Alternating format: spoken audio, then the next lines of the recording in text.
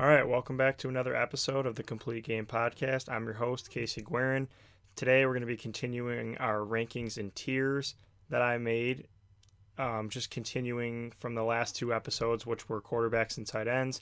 Today we're going to be talking running backs.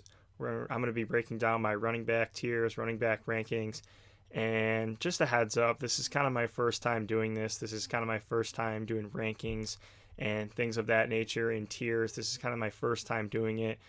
So it's not going to be perfect. I can't promise that it's going to be perfect, but I can at least break down what players I think will score more fantasy points than other players. I can kind of, I have a good understanding of where the tier breaks are, where there's kind of a break off with certain players and certain groups of players and sections and tiers and those kind of things. So no rankings are perfect no matter who you are. These obviously aren't going to be perfect rankings, but I really did put a lot of time and effort into these. So please at least try and listen, try and get as much information out of it as you can.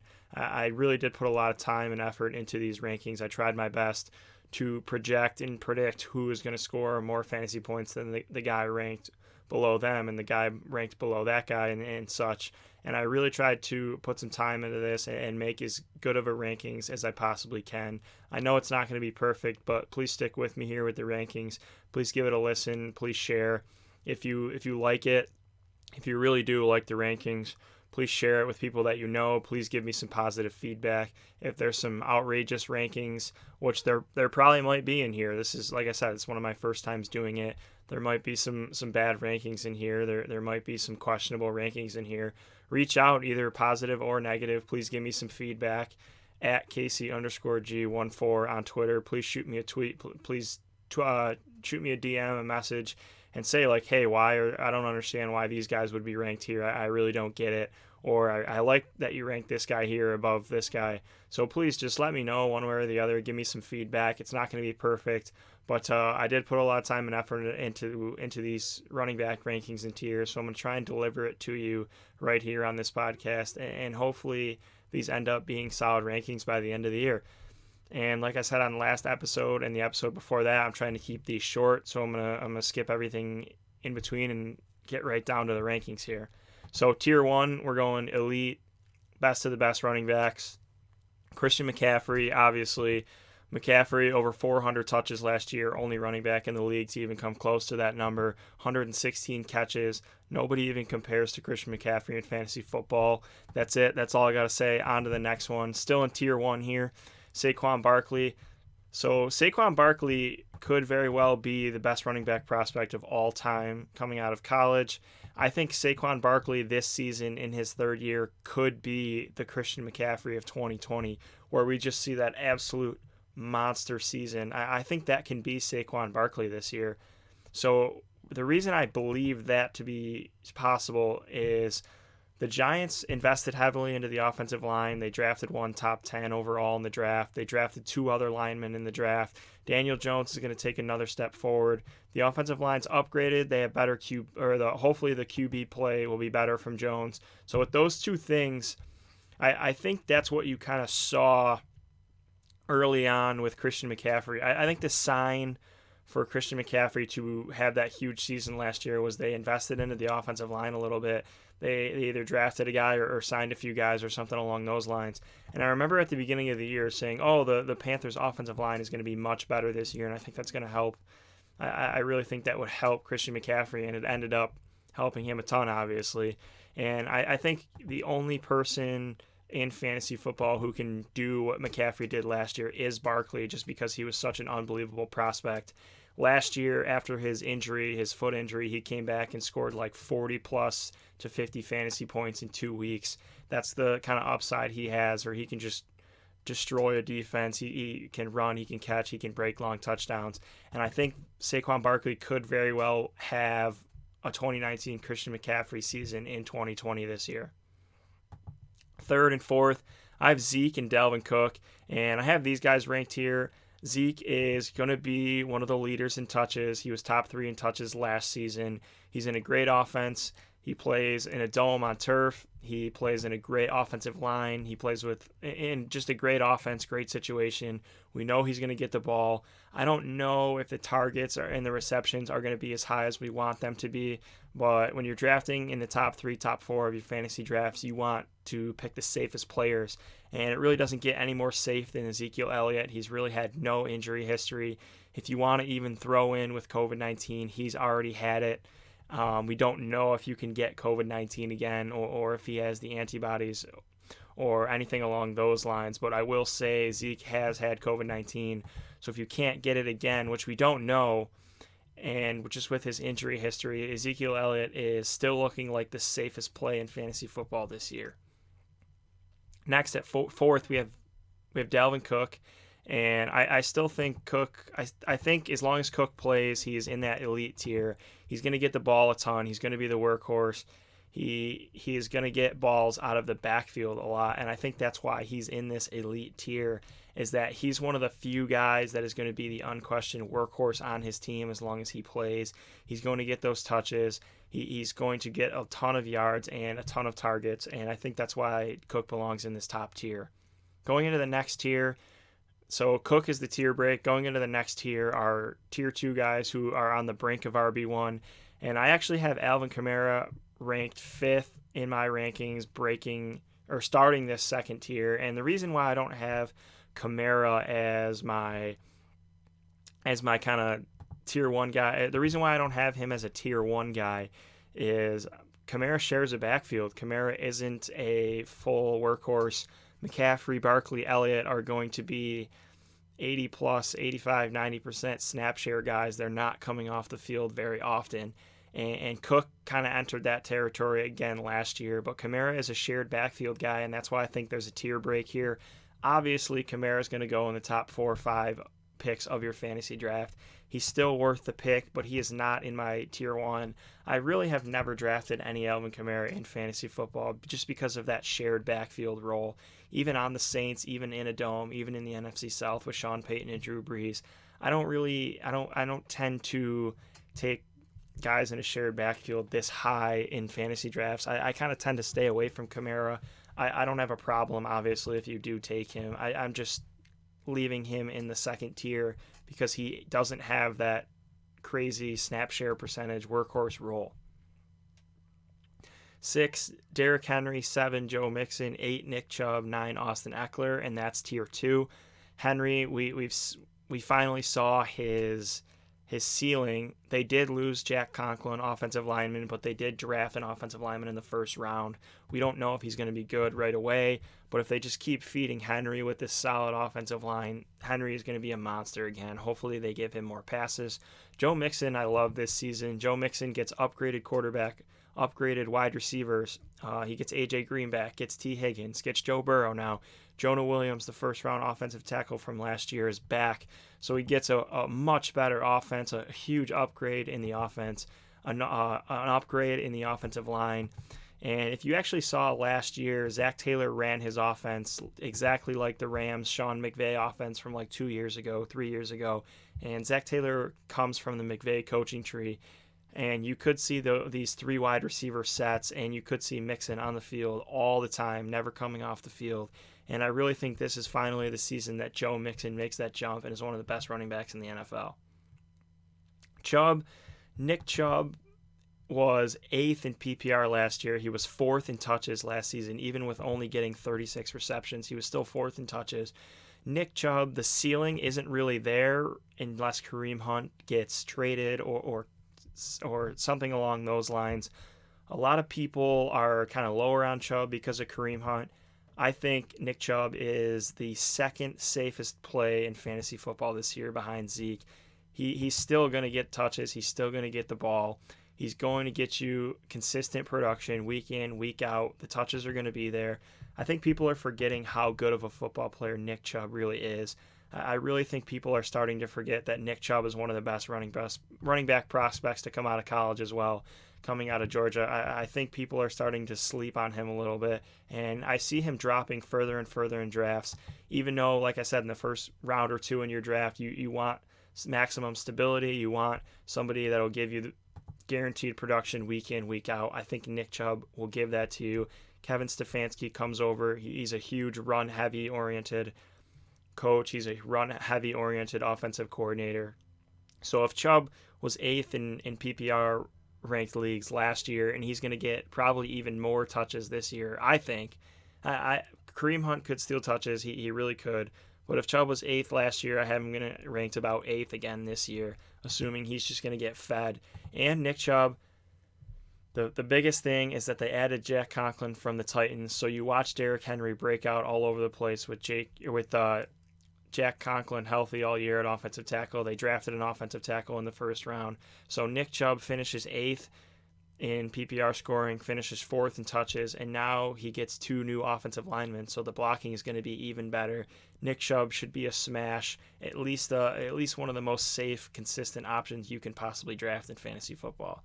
Next, we have Eckler, rounding out Tier 2. Eckler, well, what I think with Eckler right now is a few years ago, we saw Anthony Lynn and we saw Tyrod Taylor together with Shady McCoy in Buffalo, and we saw Shady McCoy put up a season that landed him getting drafted like 5th or 6th overall in the first round in fantasy drafts a few years ago. So if we've seen Anthony Lynn and Tyrod Taylor be able to produce a first-round running back like that with Shady McCoy, there's no reason Austin Eckler can't finish the season as one of the best running backs in the league again. And that's kind of where I stand on Eckler. I think Eckler's still a safe option. I'm still pushing the button on Eckler. I just took Eckler over Miles Sanders in a draft solely because of that reason.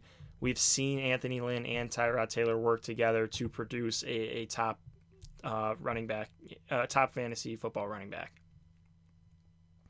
So going into Tier 3, ranked 10th, I have Clyde Edwards-Helaire, Miles Sanders, Aaron Jones, Kenyon Drake, Leonard Fournette, Josh Jacobs, rounding out 10 through 15. Helaire, I'm not super high on him as a player, but he's on the Chiefs. He's got Patrick Mahomes. Damian Williams has opted out. So it really is Clyde Edwards-Helaire's backfield to just get all the receptions, all the catches, and you're probably going to see him have a huge season. I'm not buying into the top 5 overall, top 5 finish as a rookie, fantasy finish. Like, I'm not projecting him to be that high, but I am projecting him to be an RB1, probably top 10, top 12 kind of guy, and that's even being safe. I don't love him as a player, but you obviously love the situation. You love the snaps he's going to get. So for that, he should at least be ranked like top 12. But I do think from Eckler to Helaire, there's a tier break. Because Helaire's a rookie, and Tier 3, what I have labeled as Tier 3 running backs, are guys that can be RB1s, but they have some sort of question mark. So Helaire's only question mark is that he's a rookie. And Miles Sanders, question mark. The only question mark Miles Sanders has is we haven't seen it, and can he stay healthy? So we just haven't seen him do it for a full season yet. I really wouldn't be drafting Sanders in the first round, or I really won't be drafting him much in the early second round, just because we haven't seen that he can produce that value right now. He's kind of getting drafted at his ceiling, and I'm not ready to draft him at his ceiling when we haven't seen it. Aaron Jones, obviously we're going to be worried about Aaron Jones. 19 touchdowns last year, probably going to regress. They add another running back. They lose Brian Bulaga in free agency. So Aaron Jones is trending down, but is still tethered to Aaron Rodgers, 13th, Kenyon Drake. We saw him explode last year. If Kenyon Drake's healthy, he's going to put up major fantasy numbers this year. That's all it takes is for him to just be healthy on the field. And Kenyon Drake is probably going to put up electric numbers in that Arizona Cardinals offense. And then I have Fournette. I'm huge on Fournette this year. I'm snagging Fournette in the 3rd round in every single draft that I'm in if I can. Fournette was 3rd in touches last year, and last year he only had 3 touchdowns. I think he's going to score more than 3 touchdowns this year. I'm not worried at all about Chris Thompson. Chris Thompson is 30 years old and hasn't played a full season in over 3 years. Not worried about Chris Thompson at all. I'm pretty much all in on Fournette in the 3rd round this year. If you can get a guy who's going to be top 5, top 10 guaranteed in touches in the NFL, if you can get him in the 3rd round, that stability is going to be awesome for your fantasy team. So I'm in on Fournette. A lot of people aren't, but I'm definitely in on Fournette. And then rounding out the tier, Josh Jacobs. The only thing with Josh Jacobs is we just need to see him get targets. If we're seeing Josh Jacobs get used in the passing game, Josh Jacobs could immediately jump to at least Josh Jacobs could jump right to tier 2, maybe even tier 1 next year if we're seeing him on the field every snap, getting targets, getting those 70, 80, 90 to 100 targets. If that were to ever happen, Josh Jacobs would immediately go into that tier 2, tier 1 guy. But for right now, Josh Jacobs is going to sit in tier 3. He's going to round off tier 3. They do have a good offensive line. We know because of that first round draft capital that they're going to feed him. We just don't know if he's going to get fed in the passing game, and that's why I am just a little lower on him for now. But Josh Jacobs, if anybody on this list can make a huge jump, it's definitely Josh Jacobs. So tier 4 we're on to now. Tier 4 starts with the number 16th ranked running back that I have. And tier 4, we're going kind of veterans that have a guaranteed workload. We kind of know what they are. We know who they are as a player.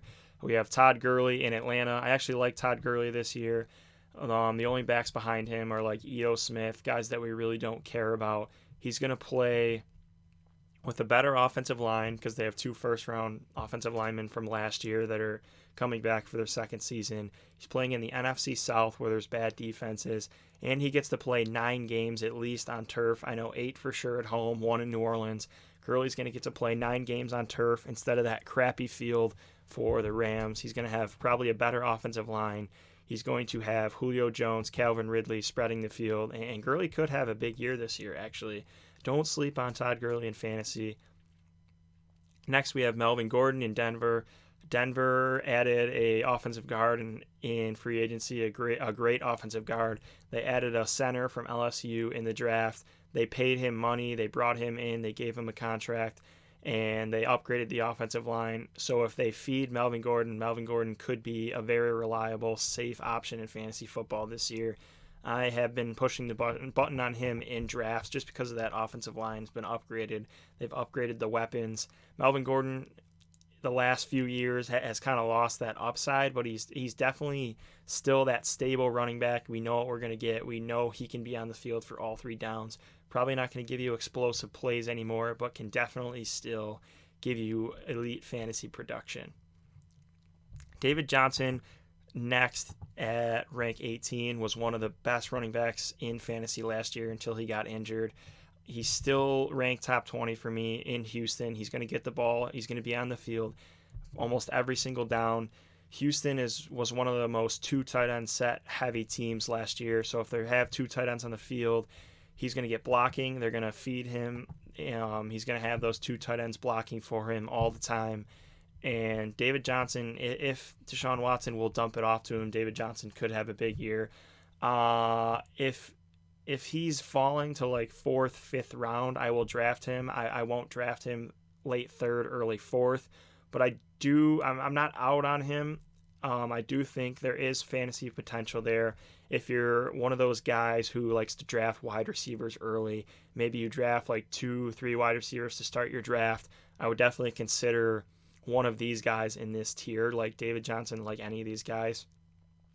Le'Veon Bell next. They added an offensive lineman early in the NFL draft this year. Hopefully Sam Darnold takes another step forward. The only question with Le'Veon Bell is the team going to get better? Le'Veon Bell still had one of the most touches in the NFL last year. He was still on the field every single snap. Le'Veon Bell was playing every snap the whole season last year for the Jets. He was on the field. He never came off the field. And the Jets were just so bad. The offense was just so bad. There was no scoring to be had, no touchdowns to be scored, no dump-offs, no holes, nothing. So with Mekhi Becton, the new offensive tackle, maybe Sam Darnold takes a step forward. They add a couple receivers, Denzel Mims. They add Perriman. Maybe some things open up for Bell. And honestly, anybody in this tier, I really won't be drafting unless I start my draft with a couple wide receivers, and I need a fringe running back 1, like a high-end RB2, like a fringe guy that I know what I'm going to get production-wise. And then we have James Conner, who's going to be elite if he can stay healthy, but I'm not counting on that. Chris Carson, if he's healthy with Rashad Penny off that torn ACL, Chris Carson is going to be locked into that role like he's been the last almost year or 2 now. And then Mark Ingram is rounding out this veteran tier. at rank 22. Mark Ingram has honestly been kind of a picture of health over the last few years. He's probably not going down with an injury. He's going to score some touchdowns playing with Lamar Jackson. You can kind of pencil him into your RB2 slot, at least to start the year, until we potentially see J.K. Dobbins eat into that workload. But for now, to at least start the year, if you're starting your draft wide receiver heavy and need some running backs, definitely push the button on Mark Ingram. So next, going to rank 23, we have tier 5 starting, and these are just kind of my upside plays. Almost all of them are rookies: Jonathan Taylor, DeAndre Swift, Cam Akers, J.K. Dobbins. And then sandwiched in between those four, I have 25th ranked Kareem Hunt. If Nick Chubb were to go down, there was just a report that Nick Chubb might have a concussion. If Kareem Hunt goes down, Kareem Hunt would be a guaranteed RB1, could be top 5, top 10 running back in fantasy. If Chubb goes down, Kareem Hunt is a monster in fantasy football, and Kareem Hunt is going to have some standalone value this year. Kevin Stefanski came out and said, or I think it was a beat reporter that said they want to get both of them like 15 touches per game, Hunt and Chubb. So Hunt's going to have some standalone value, especially with the volume of the amount of times they're going to run the ball. And if Chubb ever were to go down, Hunt would be an elite fantasy football running back. So Hunt's actually a pretty good pick in fantasy this year. You might be able to start him, and you could potentially have an elite running back if Nick Chubb were to get injured. And then, like I said, Akers and Dobbins after Hunt, before Hunt, Taylor, and Swift. I will talk more about these rookies in an episode in a few days, but just to keep it moving here, I will continue to go down the rankings. So after Dobbins, we have this tier break to kind of shared backfield guys that aren't going to be on the field all the time. They're kind of sharing the backfield with somebody else. We have David Montgomery, Devin Singletary, James White, Tevin Coleman, Jordan Howard, Matt Breida, Raheem Mostert, Ronald Jones, Adrian Peterson, Marlon Mack, Tariq Cohen, Kerryon Johnson, Sony Michel, Chase Edmonds, Duke Johnson, Zach Moss. So all of these guys that I just listed are guys who are probably going to have to share the touches in the backfield. They aren't going to be workhorses. That's why they're ranked lower. Montgomery is going to share with Cohen. Singletary is going to share with Moss. White's going to share with Sony Michel or Damian Harris or Lamar Miller. Tevin Coleman, Jerick McKinnon, Mostert are probably going to share a backfield. Breida and Howard going to share a backfield. We have Ronald Jones in here, who's probably going to end up sharing a backfield.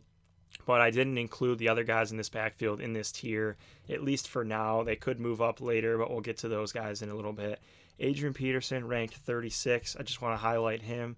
With Darius Geis suspended or released, he'll probably get suspended. But with Darius Geis released off the team, Adrian Peterson, he's just going to be that locked-in kind of mid-range RB2 guy. He's going to get the ball on the ground. He's going to get not fed, but he's going to get the ball on the ground. We saw last year at the end of the year, Washington is trying to be a run-heavy team. So Adrian Peterson's going to get touches on the ground. He's not going to get any passing down work. We could see a split. Could see some Peyton Barber, Antonio Gibson, Bryce Love. But we do know for sure Adrian Peterson is going to get touches there and probably be the lead early down back. And because of that, he has some fantasy potential. There's not much upside, obviously, but there is some fantasy potential there. If Adrian Peterson is the starter, he has been healthy the last few years. He really hasn't missed many games. So if you're hurting for running back help, if one of your early running backs goes down with COVID or an injury, you might honestly be able to play Adrian Peterson this year and have not great production, obviously, but some decent fantasy production. And then Marlon Mack's going to eventually share a backfield or get overtaken by Jonathan Taylor, I believe. Kerryon Johnson is going to share or get overtaken by DeAndre Swift. And then I have Chase Edmonds, Duke Johnson, and Zach Moss, who I actually think are unbelievable fantasy options this year. Chase Edmonds, I have a tough time ranking because I don't think he's going to be on the field much. He was hurt at the end of last year. I think he's going to have some weeks, especially in an offense like Arizona where they're trying to run the most plays in the league. So if you're running the most plays in the league, Kenyon Drake can't be on the field for every play if they're running just a bunch of plays. So Edmonds will see the field. I'm not sure what he's going to see touch-wise. That's why I have such a hard time ranking him. But if Kenyon Drake were to ever go down, I think Chase Edmonds is a smash. I'm trying to draft him in all my leagues. He might even potentially have some standalone value because of how many plays they might run. And then he could be a smash if Kenyon Drake were to flame out or get injured or something along those lines. We still have yet to see Kenyon Drake produce like an RB1 for a full season.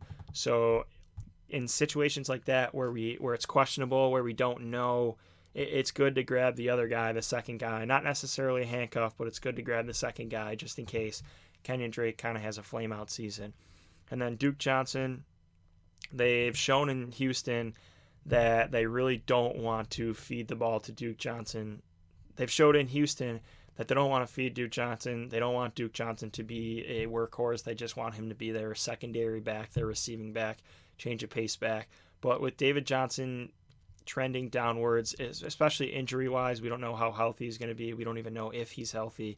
Duke Johnson could step into a bigger role if David Johnson were to be injured again, or just if his career just continues to fall off. And then Zach Moss, I think Zach Moss is a good option in fantasy this year. Last year we saw when the Bills tried to give Devin Singletary the bulk of the carries, he immediately got injured with a hamstring injury. Maybe it was a freak thing, but as soon as they tried to dial back on Frank Gore's touches and give the ball to Singletary, he was injured. He's small. There's potential for injury there. And with Josh Allen being a runner, kind of freezing linebackers, Zach Moss, if Singletary... Well, first of all, Zach Moss is going to get goal line touches because Devin Singletary only had like 3 goal line touches last year. So Zach Moss will get goal line touches. I think Zach Moss has some potential in the receiving game. He had a 30-catch season at Utah, so he's going to have some decent value there. And if Singletary were to get injured again because of his small frame, Zach Moss could be a high-end RB2 in fantasy. And then starting at rank 44, we have tier 7. So starting the new tier, we have small role guys or kind of handcuff guys. So these are guys that will get some touches, but not many. They will get some touches, but they won't be a lot. They won't get many of them, or they're just straight up handcuffs that will get some touches, a few touches per game, or will just be higher end handcuffs. So we have Darrell Henderson, and I actually like Darrell Henderson. Definitely take him in some of your leagues this year. It's no guaranteed thing that Cam Akers is going to be the workhorse. It's not fair to write off a guy for a bad rookie season, so we can't write off Darrell Henderson yet. He's like, I think, the all-time leader in yards per carry in college football history. He's extremely fast. He was dynamic in college, and it's not fair to write a guy off for a bad rookie year. So bookmark Darrell Henderson, flag him, whatever, keep him on your radar, take him in your leagues. It's no guarantee that Akers is going to be the guy, so Henderson could return some fantasy value this year and could be a stud in McVay's offense if he does break out this year. Phillip Lindsay, not excited about at all. Melvin Gordon's there, and we saw last year, even without a guy like Melvin Gordon, Phillip Lindsay is going to split touches with like a Royce Freeman. They're not going to feature Phillip Lindsay anymore like we saw in his rookie year. That's not going to happen, so I don't really care about Phillip Lindsay in fantasy at all. Jamal Williams, just because we've seen that they don't really trust Aaron Jones to be a workhorse. They want to split running back touches, keep guys healthy. So we're going to see Jamal Williams still get some touches. Damian Harris could be a huge upside play if Sony Michel is going to start the season on the PUP or start not playing, start on the inactive list or something along the lines of that. We don't know, especially with the Lamar Miller signing for now, we don't know if they love Damian Harris. I don't think they like Damian Harris, only giving him 4 touches last year, or 4 carries, even though Sony Michel was awful last year. I don't think the Patriots love Damian Harris, but if they get put into a situation where Michel is out, you could see Damian Harris step in, and hopefully he plays well. Damian Harris, I think, is a solid player. He started over Josh Jacobs at Alabama. He was the primary back over Josh Jacobs. Josh Jacobs was kind of the passing down back at Alabama, and Harris was the lead back, the early down red zone kind of guy. Early down goal line red zone kind of guy. So I think you would just have to keep an eye out on Harris. Most of the guys in this tier you need to just keep an eye out for. Justin Jackson is next. We could see him have some sort of role, and obviously that role would grow if Austin Eckler were to get injured. Alexander Mattison had some weeks last year when they were winning by a lot or losing by a lot or whatever, where he got some touches. He's 49th ranked. And rounding out the top 50, Giovanni Bernard.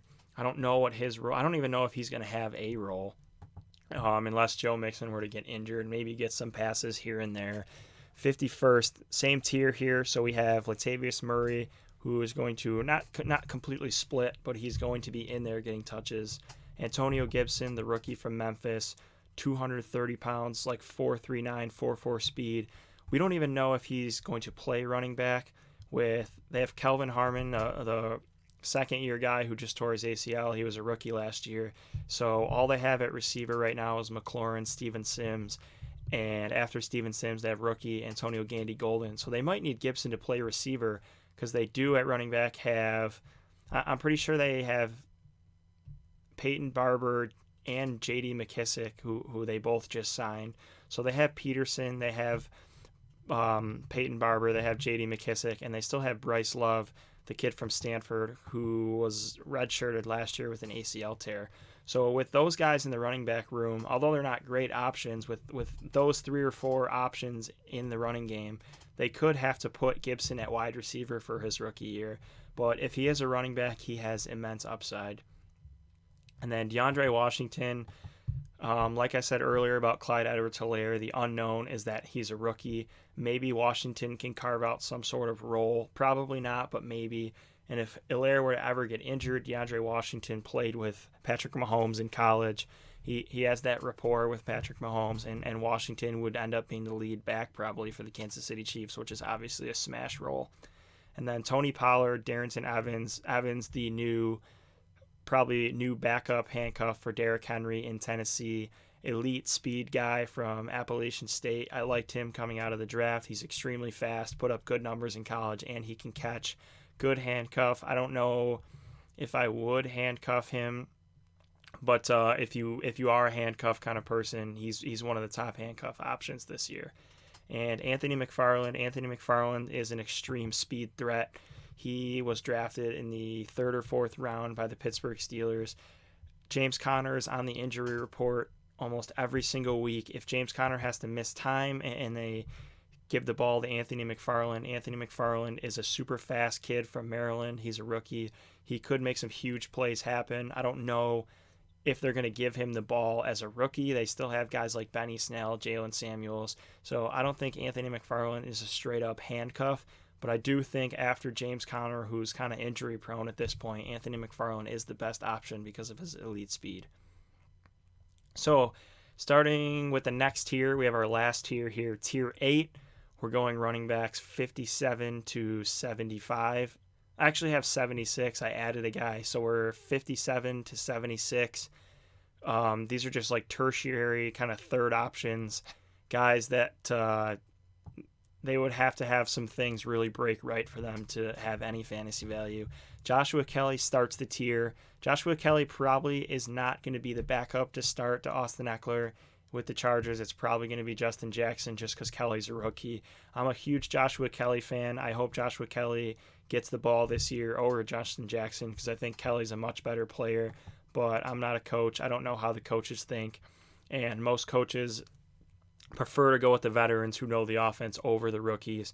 So Kelly is going to be in this tertiary ranked tier, but I think he's at the top of this tier because I think Kelly is a really solid football player.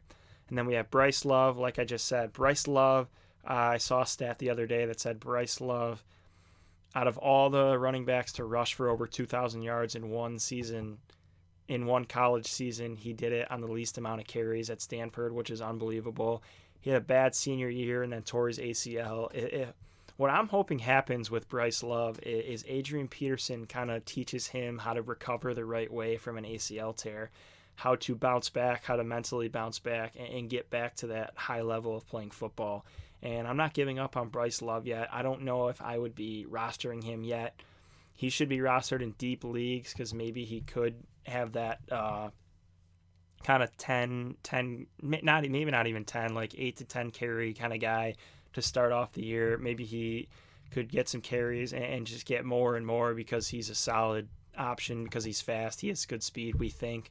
We didn't see him test at the combine because of a torn ACL, but if you run for 2,000 yards at Stanford, you're probably pretty good. We're looking at you, Christian McCaffrey, there. If you're going for 2,000 yards at Stanford, you're probably a pretty decent football player, and he did it on the least amount of carries for college running backs that have rushed for 2,000 yards in a season.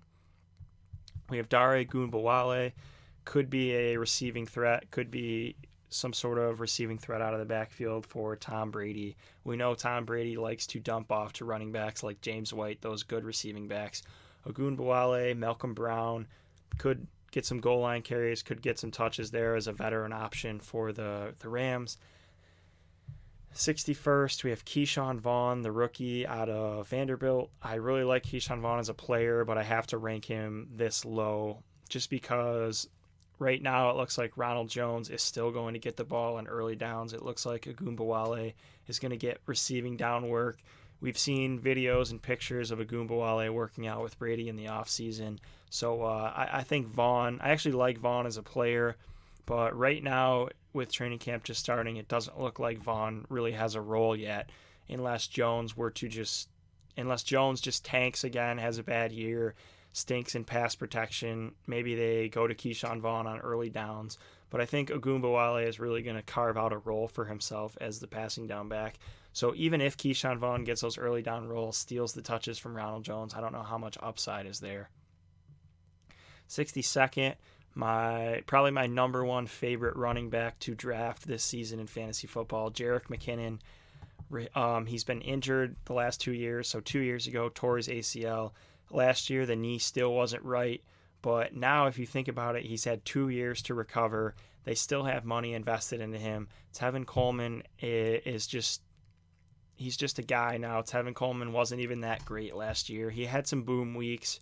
I'm pretty sure he had like a 3 or 4 touchdown week, but he wasn't a consistent option. Raheem Mostert wants a trade. You're seeing things kind of break right for Jerick McKinnon here. And with all these receivers injured, it could be a super run-heavy team. All that needs to happen is for 1 or 2 things to break right for McKinnon. McKinnon is one of the most athletic pound-for-pound running backs in the history of the NFL draft, NFL Combine. If he can get back to where he used to be, he has elite speed, elite agility. He can catch passes. And going behind this offensive line, they just added Trent Williams from Washington. Going behind this offensive line, George Kittle blocking. And we've seen with Kyle Shanahan, whoever the lead back is going to be an absolute monster in fantasy football. And after 2 years off, I think McKinnon is still the best running back on this roster. I'm a huge Jerick McKinnon fan. I've actually written some articles about Jerick McKinnon. I think Jerick McKinnon is an unbelievable player. I think he could be ridiculous in fantasy football. And out of the 3 running backs on the 49ers, I think he has the most upside. And if he has the most upside and you can get him for the cheapest draft price, I think you have to draft him in every league. Then we have guys like Chris Thompson, who I don't really care for, like I said, but he will get some catches. He will have some small role because of Jay Gruden. We have Mike Boone, third option for the Vikings. Raquel Armstead, likely the handcuff to Leonard Fournette. Royce Freeman stuck third on the depth chart in Denver, but if he can get traded somewhere or something, I think there's fantasy value there. DJ Dallas, 4th rounder to Seattle, the Seahawks. If Chris Carson still isn't right, we could see DJ Dallas step in as a rookie and at least get like half the touches or something like that if Chris Carson still isn't right, ready to take over the backfield. Next, we have Jalen Samuels, Patrick Laird, Gus Edwards, Benny Snell, Dion Lewis. Dion Lewis is technically the handcuff to Saquon Barkley right now. At least that's what we're thinking. 73rd, Reggie Bonifant, the handcuff to Christian McCaffrey. And the reason why I don't have Reggie Bonifant ranked higher in that handcuff tier is because McCaffrey just never comes off the field. McCaffrey plays almost every single snap, every single game. And I just don't want to have a guy ranked. I just don't want to have a guy like Bonifant ranked higher in the handcuff tier over some of these other guys that actually might get touches in games when he's literally never going to touch the ball unless McCaffrey gets hurt. But if McCaffrey gets injured, I really like Reggie Bonifant as a handcuff option. He's athletic. I think in 3 years in college football, he's played quarterback, wide receiver, and running back, and he's going to be a running back in a good offense in Carolina. So if McCaffrey ever got hurt, I like Bonifant, but I'm not ranking him higher just because McCaffrey never comes off the field. 74th ranked, I have Boston Scott. Miles Sanders already banged up. They're likely going to bring in some sort of veteran, somebody else. Miles Sanders is already injured. I think Boston Scott actually might be banged up as well. But I do have to rank Boston Scott in the top 75 here, just because we did see when Miles Sanders was either hurt or cramping up or whatever last year that he had some huge weeks. So Boston Scott still deserves a spot in these rankings. I don't think he's a straight up handcuff. He's like a 170, 180 pound guy. He's not going to be a workhorse back. You're likely going to see the Eagles bring somebody in here, especially with the news that Miles Sanders is a little banged up, might not be ready till the start of the season. But I really wouldn't be drafting Boston Scott in the league. But there is a realistic scenario that he's scoring fantasy points and is somewhat fantasy relevant, especially if Miles Sanders is going to be banged up. And then even if they bring somebody else in, if Miles Sanders is out and they bring in some veteran, they're not going to feed a veteran. So Boston Scott would still have kind of that Darren Sproles third down satellite back role no matter who the starter is. But he will never be like the early down workhorse. But Boston Scott will probably be the third down guy no matter who the starter is, whether it be Sanders or some veteran. And then 75th, I have Justice Hill, and 76th, I have A.J. Dillon. I didn't really know where to throw A.J. Dillon. I know there's pictures all over Twitter showing he's been like working out and has like people are saying like posting pictures that he looks jacked. I'm not really sure where to rank him. I don't know what his role is going to be. He was another tough guy to rank. I don't know what his role is going to be, but I just threw him on here to at least get the name out there for people that are listening. It would take either a Jamal Williams trade or an Aaron Jones injury. I think A.J. Dillon should overtake the job from Jamal Williams, at least the backup role. And if Aaron Jones was traded, released, cut, whatever, injured, I think A.J. Dillon would be the guy to own. But if Aaron Jones is healthy, like I said earlier, Jamal Williams is kind of that second guy who's going to get the ball a few times a game. So just to reiterate, just to clear that up. So if Aaron Jones is healthy, Jamal Williams, I think, is going to be the guy getting those second touches. If Aaron Jones gets injured, I think A.J. Dillon overtakes that Aaron Jones role, and Jamal Williams stays in that secondary role. But A.J. Dillon is just a name to keep an eye on.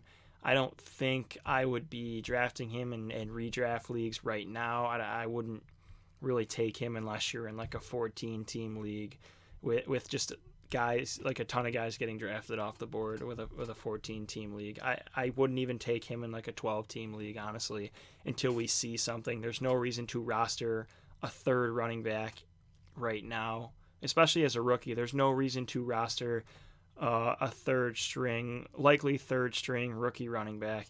Just keep an eye on him, monitor him, star him, flag his situation. But he could have a role by the end of the year. He'll likely have a role by the end of the year, but he's not worth drafting. But like I said, I just want to throw him on there. Hopefully there's nobody that I was forgetting. I'm sure there's a bunch of fringe guys here that you can kind of just throw on there. Once you get to the end of the running backs, like, running backs 50 on, after like running backs 50 to 75, it's just a guess. Like for me, like I said, I put a lot of time and effort into it. It was my best guess who I realistically think is going to score more fantasy points than the next guy. I broke down every player's situation. Who do I really think is going to score more fantasy points than the other guy? Who realistically will score more fantasy points than this guy and that guy and this other guy? I tried to rank them the best that I can. Who I think will get some touches, who I think probably won't get touches other than injuries and stuff like that. So I really tried my best on these running back rankings. I'm sure there's some guys at the end in this 50 to 75 range that I forgot about or just wasn't that high on that maybe other people are. Like I said, this is my first time doing the rankings. I'm sure they're not going to be perfect. I'm sure there's some guys out there that maybe could be slotted in here in this top 75 rankings that I've had. I'm sure there's maybe some guys that don't belong in my top 75 rankings, but I put some time and effort into this. I tried to make it as best that I could. This is the best job that I could possibly do. So I hope you listen to these rankings. Hope you get something out of it. I hope you at least learn something about a player that you didn't know, or maybe you got a different perspective on rankings on one guy versus another. I hope everybody listening at least could take away something from these rankings. So thanks again for listening. Please follow me on Twitter at Casey_G14. Shoot me a message, shoot me a tweet, whatever. Let's talk some fantasy football. If you need any advice, if you want to shit on me for the rankings, if you want to tell me that I forgot about somebody and argue about it, please do. I'm all for it. I'm all for feedback. I'm trying to get better at this as I go along, but this is the best effort that I could put in to try and put together a top 75 fantasy football running back rankings. Thanks again for listening. See you next time for the wide receivers.